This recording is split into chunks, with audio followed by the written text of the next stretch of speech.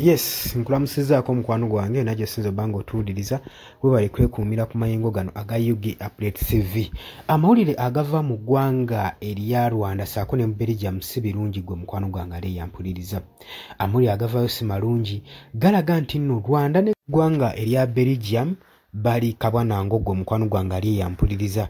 Bali kabwanango era basazizaamu diplomatic ties. Kitegeeza enkwatagana yonna yonna ebadde bagatta ebadde egatta eggwanga erya Rwanda ku Belgium nebadde egatta eggwanga erya Belgium ku Rwanda bazisazizaamu. Paul Kagame akaayi. Oli ku UG Update TV kusinza obanga otuwuliriza webale kwekumira ku mayengo gano gwe atanatweyungako kirira wansi waliwo ekigambo subscribe kikoneko obeere ng'otwegattako nnyo omukwano gwange gwali yampuliriza.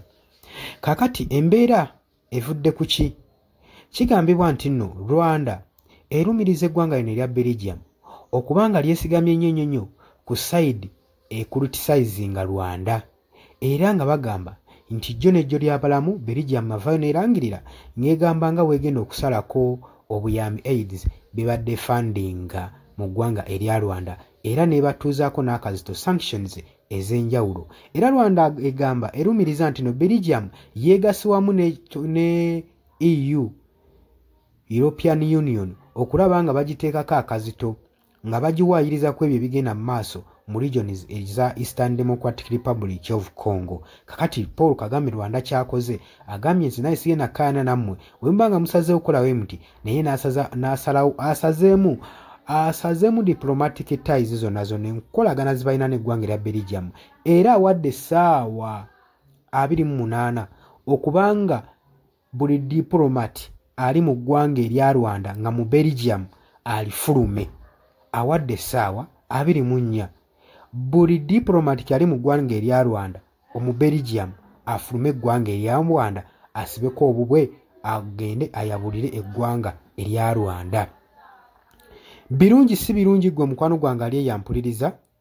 Birungi si birungi wabula omwogezi wa political issues mu ggwanga erya Belgium avuddeyo n'agamba nti nno Rwanda muze gwayo buli we tubaako okuvaayo kwe tukola ne tumuli-criticizinga ku bikyamu byagezaako kubanga akola ng'avaayo ng'ayagala kusazaamu diplomatic ties. Ne Belgium egambye nti sokke wabanga asazeewo kusazaamu political ties naffe kye tugenda okukola tugenda kwongerako sanctions ate tusazeemu ne political ties saako ne aid zonna ze tumadde tumuwa saako n'okugoba abanyarwanda bonna mu ggwanga erya Belgium saako n'enkolagana yonna gye babadde bayina n'eggwanga erya Rwanda.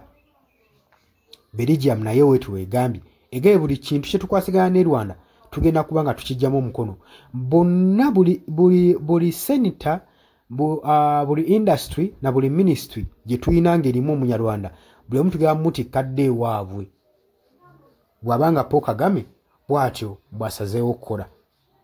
Oli ku UG Update TV nyongera okumatiza tikosinza okuba ng'otuwuliriza era gwe atanatwenga kukkirira wansi waliwo ekigambo subscribe kikoneko obeere ng'otweyungaku ddala bulungi nnyo gwe mukwano gwange ali yampuliriza. Abali mu diaspora mbalamusizaako nnyo mukola ky'amaanyi okwekumira ku mayengo gano. Embeera yeeyo ya bunkenke wakati w'eggwanga erya Belgium n'eggwanga lino erya Rwanda abadde banywanyi nfanfe kati balima kambugu olw'ensonga ku ebyo ebigenda mu maaso okubanga amawanga gano galumiriza eggwanga erya Rwanda okubanga lye libaakinga abayeekera bano aba M23 abamazeeko Kisekedi emirembe abaliisa eggwanga erya Democratic Republic of Congo saako n'amagye gaalyo akakanja gwe mukwano gwange ali yampuliriza. Olowooza otya ku nsonga eno eya Rwanda ne Belgium yolowooza kigenda kukosa kitya Rwanda oba Belgium ku bunnaani afiirwa? Jangu mu comment section otangaaze okusinziira ku ndowoozayo gwe bintu nga woobiraba mikwano gyange. Mbaagala nnyo era mwebale kwekuumira ku UG Updates TV. Yes, oli ku UG Update TV kusinzira okuba ng'otuwuliriza gwe omukwano gwange yenna ali eyo. Gwe nagambye agala otweyungako agala okweyunga ku channel eno kirira wansi waliwo ekigambo subscribe kikoneko okoonene mukadde temwerabirako na mukadde kubanga akadde ako mukwano gwange gakuyambako nnyo okuleetera notification message bwe wabanga waliwo information yonna gye tutaddeko ate buli wo subscribing obeera otufollowinze kitegeeza buli kimu kye tunaateekako ojja kuba ng'okifuna gwe omukwano gwange leka okipingwe ng'oli updated ku buli kimu ekigenda mu maaso mu ggwanga gwali eyampuliriza abali mu Qatar, Oman, Dubai, Saudi Arabia, abali e Dubai, abali mu US, abali mu UK, abali e Canada, abali mu South Africa, nammwe abali mu Ndwana Kenya, nalekaani menyani, nammwe abali mu Asia, matumiddeko nnyo mwe bali kwekuumira ku Yugi Update TV mwe mbeezezzaawo amayengo gano aga Yugi Update TV. Mikwano gyange sola beebaza kinnoomu wabula nsazeewo nkozese lino eddoboozi ery'ewamu nsobole okubeebaza mwebale kuyimirizaawo channel eno mwebale mwabajja naddala mwabajja mu comment section ne mukomentinga ne muteekako endowooza yammwe ne mutangaaza bannayuganda ku ki ekiteekeddwa ekituufu okukolebwa gwe okusinziira ku ndowooza yo. So muna abatajjangako mu comment section mbakubiriza okujja mu comment section muteekeko ebirowoozo byammwe mutangaaze eggwanga ku biki byaba bagenze mu bukyamu ne bikolebwa mu bukyamu eri bannayuganda. Dani ku Airlines e Kenya nawe nkutumiddeko ennyo naye jangu mu comment section oteese toteekako buteesi linnya lyo mujje mu comment section mwe abasharinga aba likinga namwe abasubscribinga mwe muyimirizaawo amayengo ga channel. Enamba y'essimu gye mbateeredde awo ya nooti 726 nooti emu 679. Eyo enamba ya WhatsApp eri mu kimyufu. Ye namba gy'ogenda oyita kuba gy'osobola okuyitako gwe omukwano gwange ayagala okulanga wamu naffe. Ng'alina bizinensi yo ng'ogyagala tugikulangire nga wandyetaazo gikulangira. Eyo namba gy'oba oyitako ku WhatsApp osobole okuba nga naye bizinensi yo gikuba abantu tugikulangire gwe omukwano gwange ali eyo ampuliriza. Nengenda maaso n'okulabula abantu ku biki ebigenda maaso mu ggwanga naddala ng'akalulu kano aka 2026 katuukuse kengedde. Kati buli muntu alina kubeera vigilant, olina kubeera bulindaala oleme kutunda mwoyo gwo gwe omukwano gwange. Waliwo abatunda emyoyo gyabwe olw'M1,500 sukaali. Gwe beera ng'omanyi akaseera we kanaatuuka akakuba ballot paper beera nga manyi omuntu ng'omanyi omuntu ogwogenda okuwa gwogenda ottiikinga gwe gwolaba asobola okukulaakulanya ekitundu kyo constituency yo gwolaba agenda otwala eggwanga mu maaso.